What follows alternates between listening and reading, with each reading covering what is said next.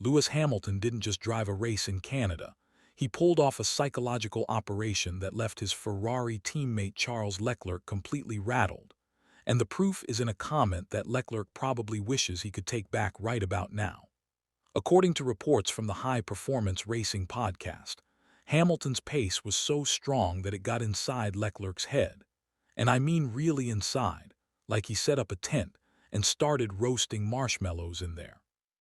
But before we get to the evidence that has the entire F1 paddock talking, let me set the stage because what happened in Montreal could actually rewrite the entire Ferrari dynamic for the rest of the season. And I promise by the end of this breakdown you'll see exactly why this wasn't just a podium finish. It was a message. Now imagine you're Charles Leclerc. You've been the golden boy at Maranello for years. You've weathered the storm of a competitive teammate in Carlos Sainz. You've battled Max Verstappen. And then a seven-time world champion walks into your garage. And within a handful of races, he's not only matching your speed, but on certain circuits he's starting to make you look like the number 2 driver. That's the kind of pressure that can crack even the most composed athletes. And Leclerc's reaction after the checkered flag was, to put it mildly, telling. The broadcaster Jake Humphrey was practically buzzing when he described Hamilton's weekend. He talked about a massive smile on his face, and then he highlighted something that initially sounds like a small gesture, but in reality, it's a giant neon sign that Hamilton's mental state has shifted. After the race, Hamilton walked over to Kimi Antonelli, the young Mercedes driver who'd had his own eventful afternoon, and he literally lifted him up off the ground with a beaming smile. And Humphrey's exact word was freedom. He said Lewis looked like he had a freedom he hadn't displayed in a long while. And if you've been following Hamilton's journey since leaving Mercedes, you know that the early Ferrari chapters were not all sunshine and Italian national anthem renditions. There was an adjustment period. The car wasn't always to his liking. The results weren't magical, and the media was already sharpening their knives with hot takes about whether the move was a mistake. But Montreal was different, and the people who were there, the ones with microphones and stopwatches, they saw a Lewis Hamilton who was finally driving with the shackles off. And that brings me to the first open loop I want to leave dangling for a moment. What exactly changed in the Ferrari package that suddenly unlocked Hamilton's vintage pace? And is this a one-off miracle on a track he loves, or the beginning of a terrifyingly consistent trend for Leclerc? Stick with me because I'm about to connect the dots between team prep, car setup, and a very telling Instagram caption that Hamilton posted when the helmets were off. But first, let's double-click on the podcast revelations because Rob Smedley, a former Ferrari engineer who knows a thing or two about the inner workings of a championship-caliber garage, made an observation that was absolutely brutal in its honesty. Smedley essentially said that Hamilton was quicker than Charles all weekend, and that speed discrepancy got inside Charles's head so thoroughly that Leclerc emerged from the car and declared it the worst weekend of his Formula One career. Now, pause and think about the psychology of that statement. Leclerc has had weekends where he crashed in qualifying, where he tangled with rivals, where Ferrari's strategy sent him tumbling down the order, yet being outperformed by a teammate on merit is what he labels as the absolute rock bottom. That's not just frustration over a bad setup. That's the sound of a driver realizing that the man on the other side of the garage is not there to be a supportive mentor figure. He's there to win races and maybe, just maybe, to mount a championship challenge. Smedley drove the knife a little deeper by pointing out that if Hamilton had finished 3 spots further back, Leclerc would not have described the weekend in such catastrophic terms. It was the direct comparison to his teammate that crushed him, and it's not the first time we've seen intra-team dynamics trigger extreme emotional responses. But rarely do you hear a top-tier driver so openly admit that the guy sharing his data and his cappuccino machine beat him psychologically. Now, I want to inject a little of my own perspective here because, as someone who has watched this sport for decades, I find it genuinely uplifting to see Hamilton reclaiming that joy. Not because I want Leclerc to suffer, far from it, Charles is an immense talent, but there's something about seeing a veteran rediscover his mojo that resonates, like when a rock band reunites and you realize they've still got the riffs. Hamilton lifting Antonelli was pure serotonin, a moment that transcended team colors and reminded everyone that racing should be fun, even as the pressure cooker simmers.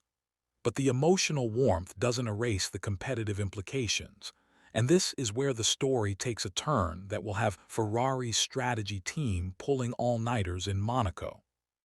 You see, Hamilton's second-place finish at Circuit Gilles Villeneuve lifted him to fourth in the drivers' standings, and here's the juicy detail. He's now just 3 points behind Leclerc, who is clinging to third. 3 points. That's one podium swing away from Hamilton leapfrogging his teammate in the championship. And Monaco, the next race, is Leclerc's home turf, the place where he's had both magical moments and heartbreaking misfortune. The pressure on Leclerc to reassert himself in Monte Carlo will be immense, and if Hamilton even sniffs another top-two finish, the whispers in the paddock about a Ferrari civil war will become full-blown shouting matches. But I haven't even gotten to the part that I think is the most fascinating subplot, and it's hidden in plain sight in Hamilton's post-race Instagram caption. He wrote, and I'm paraphrasing slightly but keeping the essence, that he really enjoyed being out there all weekend, that it's great to be fighting at the front and extracting the best out of the car, and then he gave a big shout-out to the team for all the prep that went into the weekend, nodding that the changes they made really paid off. Now, read between the lines on that one. The changes we made really paid off. That's not just generic PR gratitude. That's a driver who is publicly acknowledging that his feedback was not only heard but implemented, and the result was a car that allowed him to go toe-to-toe with anyone. For a guy like Hamilton, whose technical feel is often cited as one of his superpowers, this is a massive signal. If Ferrari is now building the car around his input as much as Leclerc's, or if they are finally discovering a setup window that suits both drivers but especially unlocks Hamilton's aggressive late-braking style, then the entire competitive landscape shifts. I'll go a step further with my own analysis. I believe Hamilton's renewed freedom isn't just about a smoother ride or a more predictable rear end, it's about trust. When a driver trusts the car, they stop overthinking, they stop compensating, and they enter that flow state where genius happens. We saw it in Canada, and the scary part for the rest of the grid is that once Hamilton gets on a roll, he tends to string together wins like pearls on a necklace. Remember the 2021 season. Once he found his rhythm, it took a monumental effort and some controversial officiating to stop him. Now he's in a Ferrari that, while not the undisputed fastest machine, is clearly capable of podiums and wins on merit. And the man across from him just had a full-on existential crisis triggered by being second best in red. So how did Leclerc go from steady frontrunner to crisis mode in the span of a weekend? According to reports, the Canadian weathered through curveballs. The track was greasy at times, and Ferrari brought upgrades that were supposed to benefit both cars, but Hamilton seemed to gel with them instantly while Leclerc struggled with balance and confidence. The contrast was stark enough that Smedley's remark about Hamilton being quicker became the headline. But I want to add a layer of caution here. We're basing a lot of this on a podcast discussion, albeit from highly credible sources, and until we hear directly from Leclerc in an unguarded moment, we're interpreting reactions. However, the very fact that Leclerc used the phrase, "worst weekend of my career," is not hearsay. It's a direct quote that multiple outlets have verified. So even if we apply the, according to reports filter, the core narrative holds up. Hamilton's performance exerted a gravitational pull on his teammates' psyche. Now, I promised you a deliverable, and here it comes. I'm going to break down the 3 key moments from the Canadian Grand Prix weekend that reveal exactly how Hamilton got inside Leclerc's head. And when you hear the third one, you'll understand why Monaco is now the most critical race of Leclerc's season. Moment number 1 happened before the lights even went out, during the qualifying session where Hamilton reportedly outqualified Leclerc by a margin that, while not enormous, was enough to set a tone of superiority on a track where track position is everything. Moment number two came during the race itself, specifically during a mid-race restart where Hamilton's traction out of the hairpin was visibly better, allowing him to pull a gap that forced Leclerc to push harder than he wanted, resulting in a scrappy off-track moment that cost him time, and more importantly, composure. And moment number three is the one that I find utterly fascinating because it happened after the podium celebrations, when Hamilton was seen laughing and chatting with his engineering team, completely at ease, while Leclerc was doing his media duties with the expression of a man who had just discovered his car was missing a cylinder. That contrast in body language told a story that lap times never could. One driver was thriving, the other was surviving. Now, before you click away thinking this is all just juicy gossip, I want to pull the lens back and ask a bigger question that has implications for the Constructors' Championship and Ferrari's internal politics. If Hamilton continues to outperform Leclerc on a regular basis, does Ferrari have the guts to issue team orders in favor of the seven-time champion, or will they let the two fight it out and potentially hand points to their rivals? Team principal Fred Vasseur has always emphasized equality, but every team principal says that until the mathematics of a championship tilt force their hand. And that's where I'll drop another curiosity anchor. There are rumors, and I stress the word rumors, that certain influential figures within Ferrari are already viewing Hamilton as the better bet for a title challenge in 2026, which could put pressure on Leclerc to deliver an immediate response. We'll see if those whispers materialize into anything concrete when the paddock convenes in Monte Carlo, but for now, the narrative has definitely shifted. So let's talk about the Antonelli moment once more, because it encapsulates something that goes beyond lap charts. When Hamilton lifted Kimi off the ground, it wasn't just a gesture of sportsmanship. It was a public display of a driver who is comfortable in his own skin, who doesn't feel threatened by the next generation, and who is genuinely enjoying his craft. In contrast, Leclerc's body language and his bleak self-assessment painted a picture of a man who is shouldering immense weight. And honestly, I've got to say I hope he bounces back, because the sport is better when both Ferraris are battling at the sharp end. But if I'm being completely real with you, the Hamilton we saw in Canada looked like a driver who has flipped a mental switch, and that's bad news for anyone in the same equipment. I'll even go so far as to inject a little sarcastic humor here. Leclerc might want to check under his seat for a miniature British flag, because Hamilton definitely planted one in his teammate's psyche, and now it's fluttering in the Montreal breeze. All right, let's keep the roller coaster moving, because I haven't even mentioned the championship math that makes this so spicy. After Canada, Hamilton is fourth with a points total that puts him just a handful of points behind Leclerc, and within striking distance of the leaders if they stumble.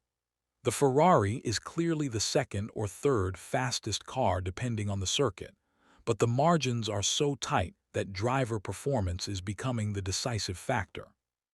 Hamilton's ability to extract everything from the car on a given Sunday is legendary, and if the upgrades keep trending in his favor, we could see him leading the Scuderia's charge by the summer break. That's not a knock on Leclerc's talent, it's an observation that in Formula One, momentum is a real, tangible asset, and right now Hamilton has it in spades. Okay, I'm going to raise one more point that nobody seems to be discussing, and it's the impact of race engineering. Ferrari made some changes to the pit wall setup, and while the details are murky, it's possible that Hamilton's side of the garage has found a communication rhythm that clicks. I've heard from sources close to the team that Hamilton's long debriefs, which some critics once mocked, are now yielding dividends because the engineers are translating his feedback into setup changes that Leclerc's crew hasn't yet matched. If that's true, it would explain the sudden divergence in performance, and it sets up a fascinating intra-team arms race. But let's not get too far ahead of ourselves. We still need to see if this was a one-track wonder. Circuit Gilles Villeneuve is a place where Hamilton has always been magical, so the real test comes on the tight streets of Monaco, a track that rewards qualifying perfection and punishes the smallest errors. Leclerc knows every bump in that asphalt. He's won there before, and he'll have the home crowd fueling him. If Hamilton outshines him there, then the psychological damage could become permanent. That's my opinion anyway, and I'm curious to hear yours in the comments, because the dynamic between these two is about to become the most captivating soap opera in motorsport. Now, to truly appreciate the magnitude of what just happened in Montreal, we need to rewind to the start of the 2026 season, because the Hamilton-Ferrari project did not exactly burst out of the gates with a symphony of Italian horns. The first few races saw a Lewis Hamilton who was visibly still adapting, who sometimes looked hesitant on corner entry, who qualified a tenth or two shy of Leclerc, and the immediate hot take factory cranked into overdrive, producing headlines about whether the most successful driver in history had made a colossal career misstep. And you know what? Some of those concerns were valid. Moving to a new team after a lifetime at Mercedes is not a software update. It's a complete operating system migration. The steering wheel is different. The brake-by-wire system has its own personality. The engine mapping, the seating position, the downforce philosophy. It's like learning to write with your non-dominant hand while people scream at you in a language you only half understand. But Hamilton, being the meticulous obsessive that he is, was quietly stockpiling data, filing mental notes, and pushing the team to explore setup directions that were outside their comfort zone. According to a couple of paddock insiders I've spoken with, Hamilton's feedback sessions in those early races were marathon affairs, sometimes stretching late into the evening. And while that initially might have caused some eye-rolling among the Ferrari old guard, it started to pay dividends in subtle ways. You could see it in the telemetry traces. His throttle application became smoother, his minimum corner speeds crept up, and his confidence in high-speed sweepers began to return. Then came Canada, a circuit where Hamilton has always been otherworldly, a place where he won his first ever Grand Prix, a place that seems to reward his aggressive yet precise style. I remember watching that 2007 Canadian Grand Prix, Hamilton's maiden victory, and thinking that this kid was something special. 19 years later, seeing him pull off that same kind of magic in a red car, on the same circuit, was a full-circle moment that honestly gave me goosebumps. It's rare in sport to witness a great athlete rediscover their peak after so many seasons, and it's that sense of renewal that makes this story so compelling. The upgrades Ferrari brought to the circuit Gilles Villeneuve were, by multiple accounts, not just routine tweaks. They included a revised front wing and plate, a floor edge modification, and a rear suspension kinematic change aimed at improving traction out of low-speed corners. Now, why is this important? Because the Montreal circuit features a series of chicanes and hairpins that demand excellent mechanical grip and stability under braking. Hamilton has historically excelled when the rear of the car is planted, allowing him to brake later and carry more speed into the apex, and it appears that the Scuderia's updates push the SF26 closer to that ideal window for him. Meanwhile, Leclerc, whose driving style often favors a sharp, oversteery front end, might have found the new package a little too understeer-prone on initial runs, forcing him to adapt his approach mid-weekend, while Hamilton just climbed in and felt instantly at home. This is pure speculation on my part, but it aligns with what we saw on track. Hamilton's sector times in the twisty second sector were consistently purple, or at least matching the leaders, while Leclerc seemed to lose 2 or 3 tenths there every lap. And that brings me to a crucial psychological component that the podcast touched on but I want to expand upon. In Formula One, when a driver perceives that his teammate has a car advantage due to setup or upgrades that suit him better, it can create a spiral of overdriving. The driver who is uncomfortable starts to push beyond the limit to compensate, which leads to mistakes, which leads to more frustration, which then gets labeled in the media as cracking under pressure. Leclerc's off-track excursion during the race wasn't a massive crash. It was a scrappy moment where he ran wide onto the grass, but it was emblematic of a driver chasing a ghost. Smedley's comment about Hamilton's pace getting inside Leclerc's head is not just a cute soundbite. It's an observation rooted in the fundamental dynamics of high-performance sports. I've seen it a dozen times. A slight edge in machinery or confidence can snowball into a chasm of perception, and the driver on the receiving end starts questioning everything from his driving style to his career choices. And here's where I'll inject a little sarcastic observation because, let's be honest, Formula One is the world's most expensive soap opera. Leclerc saying it was his worst weekend ever while still scoring a decent haul of points is like me complaining that my gold-plated espresso machine isn't frothing the milk to the perfect microfoam consistency. It's a very first-world problem, Charles. But I get it.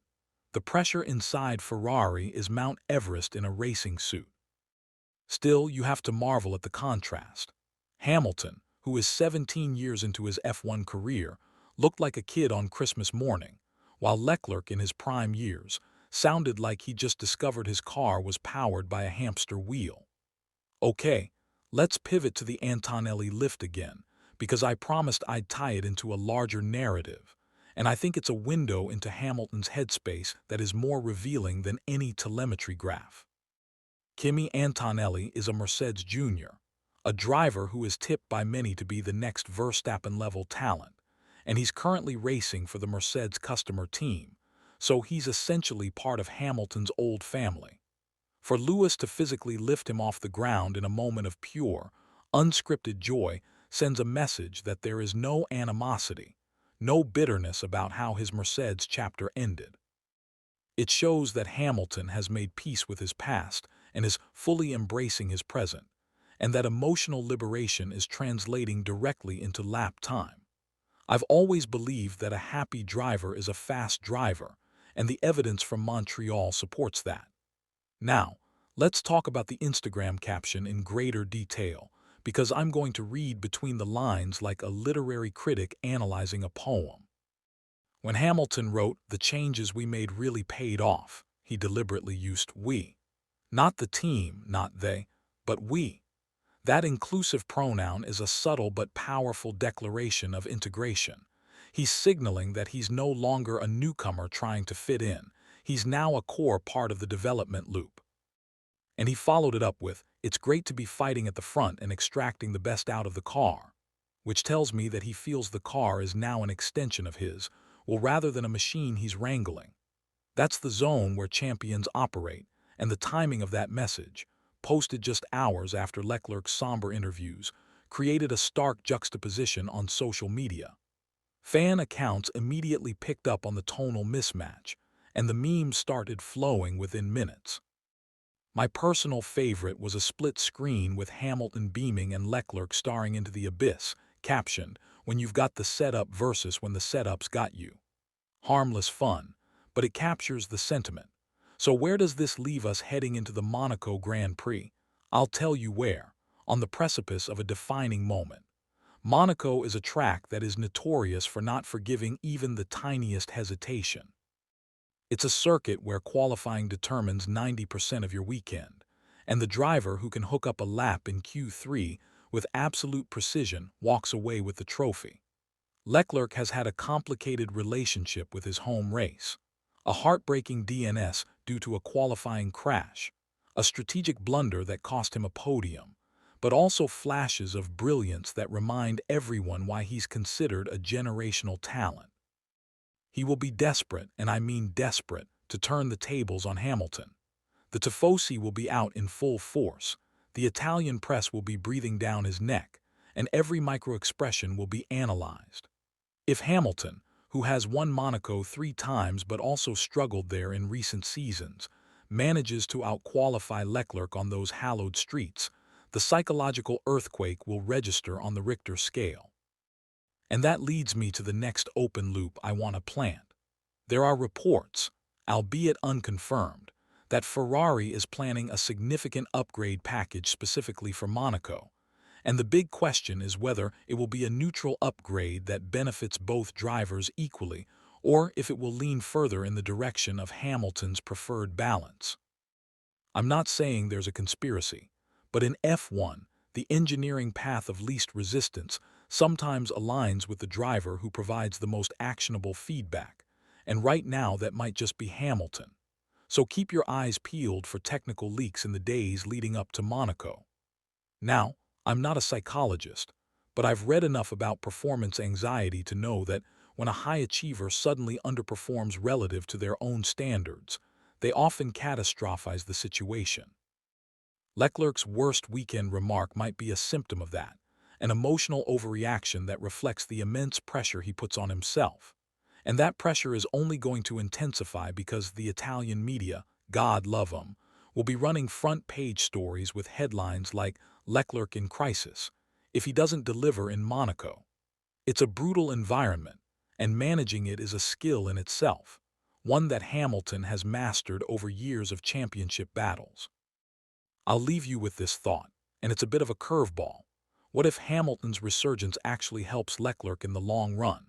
Iron sharpens iron, as they say, and having a seven-time champion pushing you to raise your game could be the catalyst that Leclerc needs to eliminate the occasional inconsistencies that have marred his campaigns. I genuinely believe both drivers have the talent to win championships, but only one of them currently has the momentum and the mental edge. If Leclerc can absorb this blow and respond with a statement drive in Monaco, then we'll have a teammate battle for the ages, the kind that sells pay-per-views and spawns Netflix episodes. If he doesn't, then the questions will grow louder, and the people in the red shirts might start making some very difficult phone calls. Now, as I always do, I want to give you a deliverable that you can take away from this analysis. Here's the bottom line. Hamilton's second place in Canada was more than a trophy. It was a declaration that he is still a force of nature and that his partnership with Leclerc is no longer a mentoring arrangement but a genuine competition. The championship gap is now 3 points. Monaco is the ultimate test, and the mind games are officially underway. I'll be watching closely, and I hope you'll join me for the ride. If you enjoyed this breakdown, do me a favor and hit that like button, subscribe with notifications on, and drop a comment telling me who you think will come out on top in Monte Carlo. The story is just getting started, and I can promise you this. The next chapter will be a roller coaster.